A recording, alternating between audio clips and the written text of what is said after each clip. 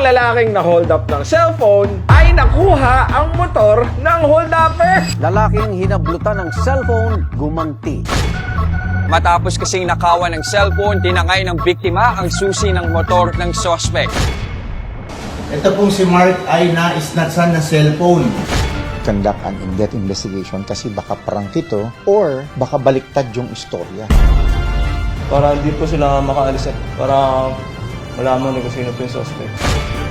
Base dun sa mga nandun na nakatira, notorious ito. Gun for hire.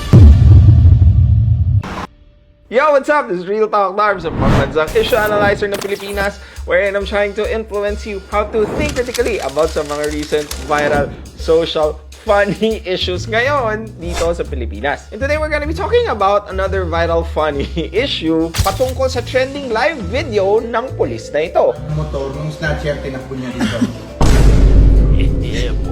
Tama bang nakawan ang magnanakaw? Anong gagawin mo kung mas malaki pa ang nakuha mo kesa sa kinuha sa'yo? Pag ikaw ang hold-upper, ano ang gagawin mo sa sitwasyon na to? And of course, what are the things that we may be able to learn from this kind of situation? Let's find out.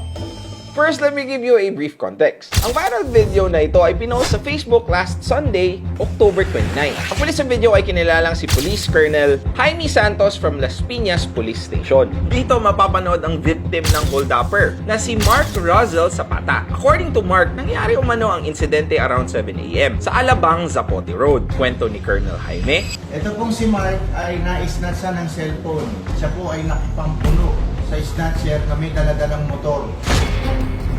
Pero hindi dyan natapos kasi after mas-snatch ng cellphone ni Mark, Tumakbo po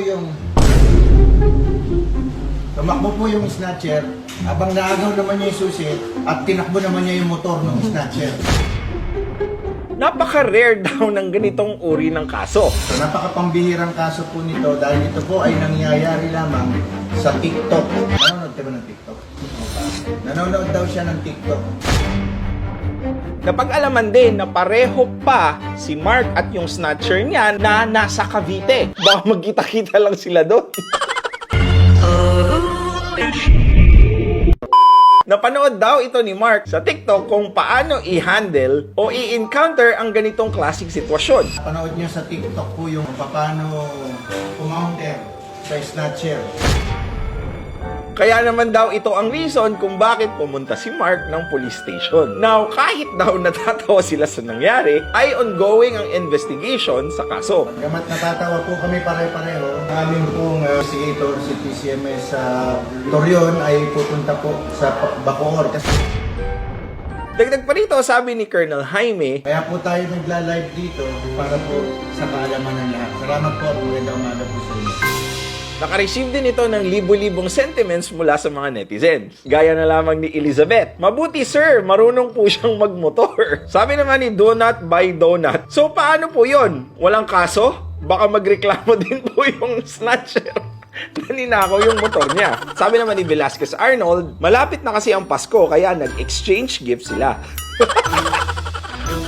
So, what are the 3 things that we may be able to learn from this kind of situation? Number 1, hindi lahat ng trahedya malas. Minsan, swerte. Naniniwala ako sa kasabihan na ang karma ay parang teleserye. Kung hindi ngayon, abangan bukas. Pero sa nangyaring ito, hindi na kailangan ni Mark na maghintay pa ng bukas. Dahil agad-agad na nga nangyari ang good karma niya. Believe din ako dito kay Mark kasi mabilis siya mag-isip. Tsaka minsan, may mga pagkakataon na yung trahedya, pwede mo gawing swerte, basta meron ka lang presence of mind. Nakita ni Mark yung opportunity sa end nito at sabi niya, hindi lang ako ang talo. Number 2, matutong tumabla. Sa buhay kasi, hindi pwedeng bigay ka lang ng bigay. Dapat matuto ka rin kumuha para it's a tie. Ito, real talk. I know it's funny, pero kidding aside, in life, kapag hindi ka marunong tumabla, mauubos ka at mapapagod. Now, it's not really about winning. Remember that in the game of life, sometimes the best move is to end in a tie. Sa sitwasyon naman ni Mark, panalo siya. And number 3, hindi lahat ng exchange gift kapareho ng value.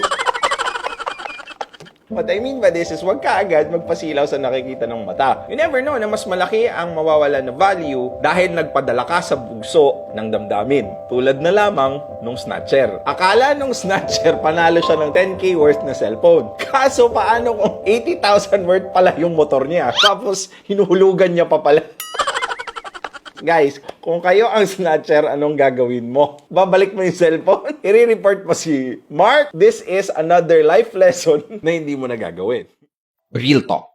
Sa totoo lang, na napanood ko to, tawa ko ng tawa. Hindi lang because gusto ko lang pagtawanan yung snatcher. Pero dito kasi natin makikita na walang magandang maidudulot ang paggawa ng mali sa ibang tao. Babalik at babalik sa'yo. Ito ang pinaka-pruweba. All in all, joke aside, I'm just glad na walang sakitan na nangyari sa kanila. I am just glad na Mark is safe. Pero for sure, nasaktan ang damdamin ng snatcher. But remember, no good can come from bad intentions. It's in doing good to others that we find our own happiness. Pero idol ko si Mark dahil ang bilis ng utak niya doon. Ito yung sinasabi na when tragedy knocks on your door, quick thinking can be your shield and your sword. Idol kita, Mark!